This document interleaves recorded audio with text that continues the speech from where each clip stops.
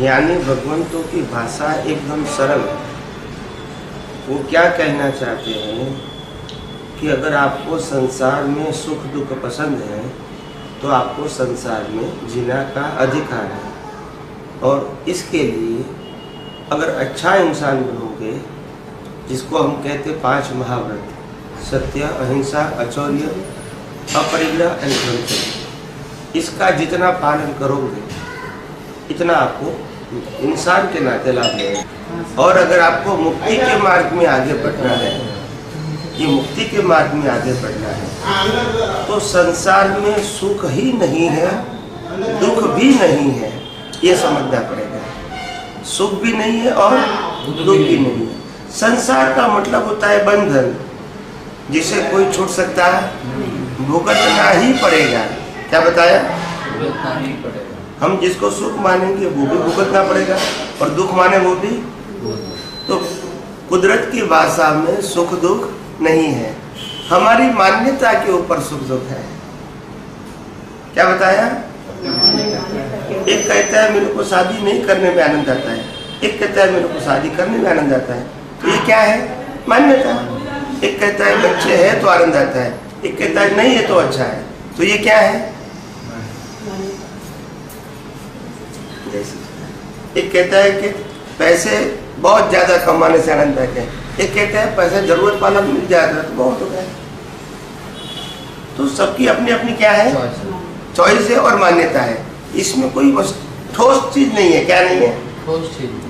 सबकी अपनी अपनी मान्यता है। तो कुदरत क्या कहती है? अगर आपको संसार में जीना है तो पापों से बचो और पुण्य करो, और आपके अंदर मानवता होनी चाहिए, तो आपको सब कुछ संजोग अच्छे मिलेंगे।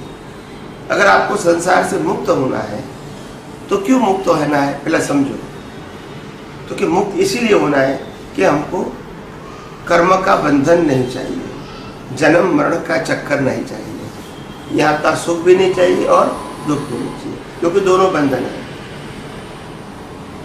तो फिर ज्ञानी पूछेंगे कि भाई हमको संसार में से मोक्ष में जाने की क्या जरूरत है, यहाँ सब कुछ मिलता है। तो कुदरत कहती है देखो ये माया की जाल है। क्या है? हाँ, यहाँ जो कुछ भी मिलता है वो सब कुछ छोड़ के जाना है। नहीं समझ में आया? जो कुछ भी मिलता है सब कुछ छोड़ के जाना है। तो आप कौन के मैंने पाया है वो आपकी भ्रांति है। आपके पास टेम्पररी है, वो भी कर्मों के हिसाब से, आज और कल चला जाएगा। क्योंकि ये पाप पुण्य का खेल है, ये हमारी मेहनत का खेल नहीं है, पाप पुण्य का खेल है। लोग तो बहुत मेहनत करते हैं, मजदूरी करते हैं, खड्डा खोदते हैं ना, फिर भी उनको 400-500 मिलता है पूरे दिन का। तो मेहनत से नहीं मिलता है, बुद्धि से नहीं मिलता है। बहुत सारे बुद्धिशाली मुनि होते हैं, पुण्य से मिलता है। क्या बताया? आज मुकेश अंबानी ने क्या कर दिया? हमारे सबके घर में एटीएम लगा दिया, वो पैसा खींचता रहता है हर महीने। खींचता है कि नहीं? ये पुण्य है उसका। वो हमारे घर पे नहीं आते, हम अपने सामने से डाल देते हैं। बराबर है कि नहीं? ये उसका पुण्य है। पुण्य का मतलब भी तो एटीएम है ना। आपको अपने आप मिलेगा, पड़ा है वहां, समय पे मिल जाएगा आपको, बस आप समझे। तो ये बात है। तो इसीलिए तो ज्ञानी ये कहना चाहते हैं कि दुनिया में सुख दुख जैसी चीज नहीं है, प्राप्ति जैसी भी चीज नहीं है, सिर्फ भुगतान है। क्या है? अगर आपने बहुत मेहनत किया, बहुत पुण्य था आपका, हाँ, तो आपको 50 करोड़ रुपया मिल गया, मगर लाइफ में आपने 5 करोड़ रुपया का वो यूज किया। कितने का यूज किया? तो 45 करोड़ रुपया छोड़ के ही जाना है, वो नेक्स्ट वर्ष में नहीं आएगा। आपका पुण्य खत्म हो गया, आपके दिमाग में आ गया कि मेरे पास से खत्म हो गई, उपयोग करो यार। फिर आगे आज कैसा पुण्य किया है वो आएगा, ये पैसा नहीं आएगा। तो माया की जाली है ना, मेहनत करने के बाद, प्राप्त करने के बाद भी छोड़ देना। अगर हर अवतार साथ में आता है तो बराबर, चलो भी एक अवतार मेहनत कर ले, 50-100 करोड़ बना ले, और बाकी के 5 होता आराम करें, तो बराबर है। तो फिर ये माया की जाल नहीं है, मगर ये माया की जाल है। कुछ भी पाओगे सब कुछ छोड़ना है। और इसीलिए ज्ञानी कहते हैं, इसीलिए मुक्ति की जरूरत है जहाँ शाश्वत सुख है। क्या है शाश्वत सुख? का मतलब होता है ये संसारी सुख है वो आपकी मान्यता है, वो सच्चा सुख आपकी मान्यता है। हर चीज में मान्यता।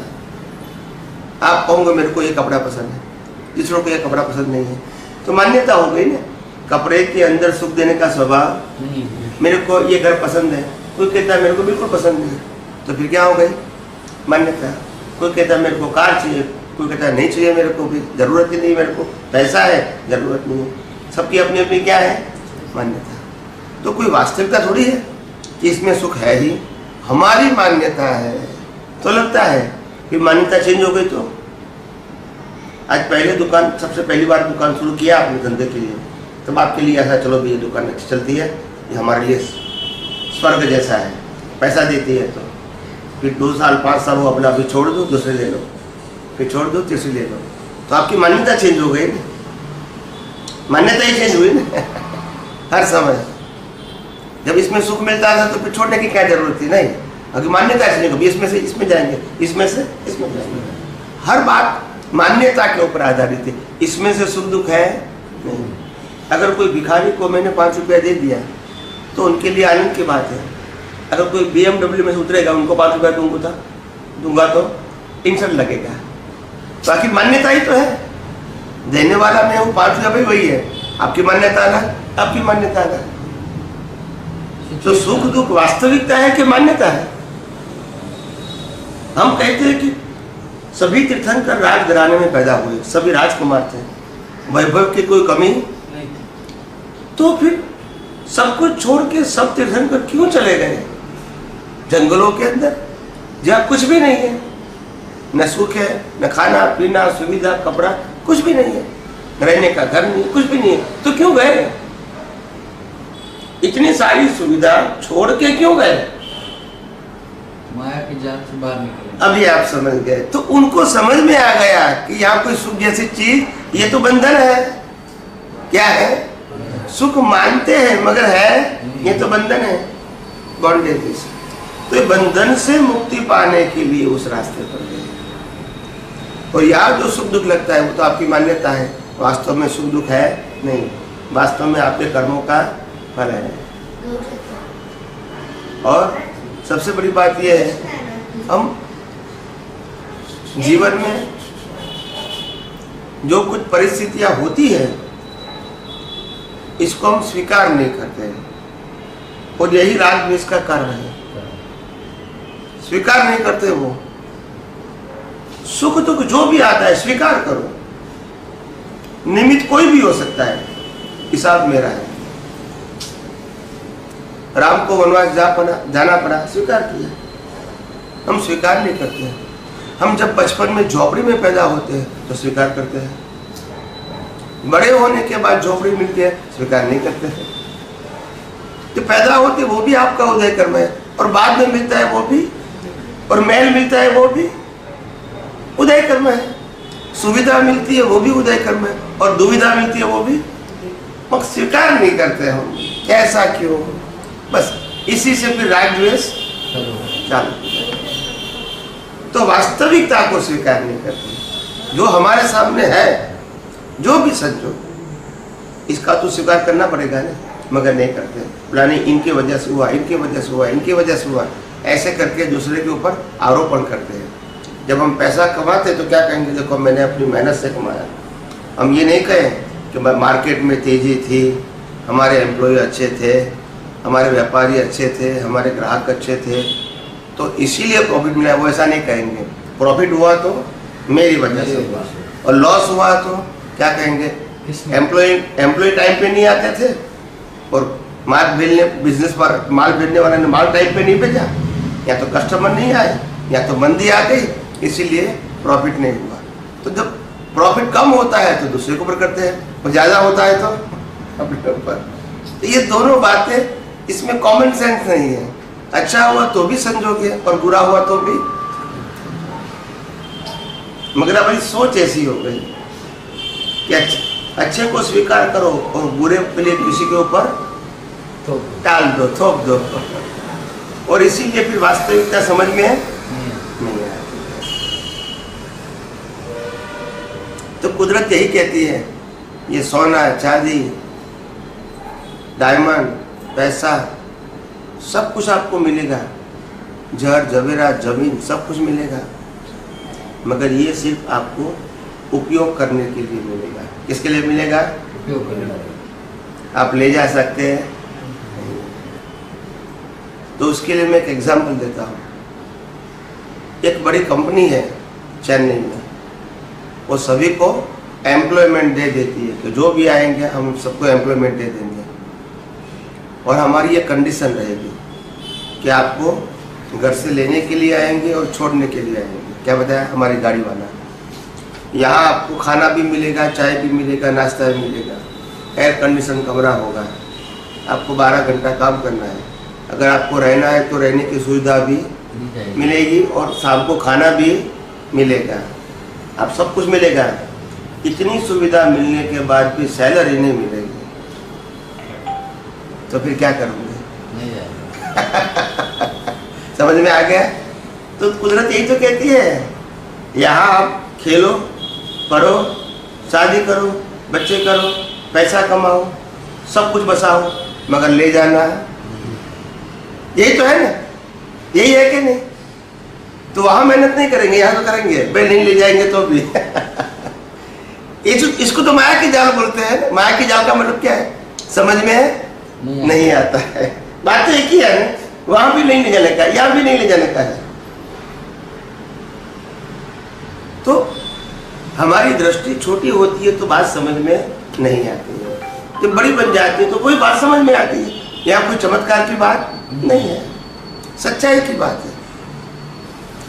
और इसीलिए ज्ञानी कहते हैं कि साधु बनने की जरूरत नहीं है, सरल होने की जरूरत है और अपनी दृष्टियों को वास्तविकता की ओर ले जाए। श्रद्धा में नहीं, सिद्धांत में, जो सबके लिए एक है, अलग अलग नहीं है। अलग अलग है वो तो भ्रांति है। थोड़ा ही खुला रखना, बिल्कुल।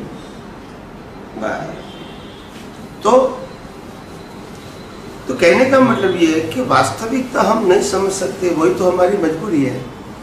और धर्म वाले वो वास्तविकता बताते नहीं है। धर्म वाले क्या कहेंगे? हम जो कहेंगे उसी को भगवान मानो, हम जो कहेंगे इसको गुरु मानो, हम जो कहेंगे वही मंदिर में जाना है, हम जो कहेंगे वही मंत्र बोलना है, हम जो कहेंगे वही शास्त्र पढ़ना है, और वर्तमान में भी हम जो कहेंगे इसको ही गुरु शिष्य मानना है, हम जो कहेंगे वही क्रिया करनी है, हम जो हमारी संस्था है उसको ही संस्था मानना है। आप समझे? तो हर धर्म वाले यही कहते हैं कि नहीं? ये तो फॉर्मेट हो गया, इसमें सनातन सत्य क्या है? हर फॉर्मेट में सबका सत्य क्या है? अलग अलग है।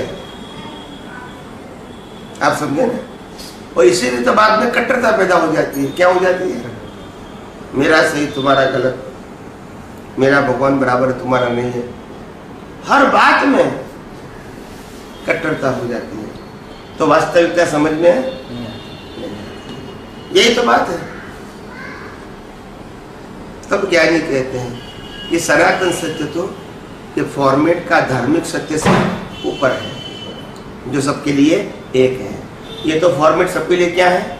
अलग अलग है, एक नहीं है। और यही तो पक्ष पंथ से हमको वास्तविकता समझ में नहीं आती है। अगर आप घर से बाहर नहीं निकलोगे दुनिया कैसे समझोगे? अगर आप संप्रदाय के ढांचे से बाहर नहीं निकलोगे तो वास्तविकता कैसे समझ में आएगी? आप समझे? तो इसीलिए क्या नहीं कहते कि दुनिया का सनातन सत्य समझने की कोशिश करें। अगर वो समझेंगे तो आगे बढ़ने का मार्ग है, नहीं तो नहीं। समझ में आए? थोड़ी थोड़ी बात समझ में आई कि नहीं आई? लगता है समझ में आ रही है। क्योंकि ज्ञान तो नहीं है, हमने पढ़ा है थोड़ा बहुत। नहीं नहीं, मैंने जो बातें बताई वो समझ में आई कि नहीं, हाँ, मैं उसकी बात वो करता अच्छी हूँ। तरह समझ मैंने शास्त्रों की बात नहीं करता हूँ, जो बताया वो समझ में आया। इसमें और आगे जानना